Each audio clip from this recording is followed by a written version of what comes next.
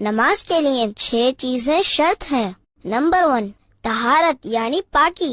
Number 2 ستر عورت جیسے جسم کے چھپانے والے حصوں کا ڈھکا ہونا۔ نمبر 3 استقبال قبلہ یعنی قبلے کی جانب منہ ہونا۔ نمبر 4 وقت۔ نمبر 5 نیت۔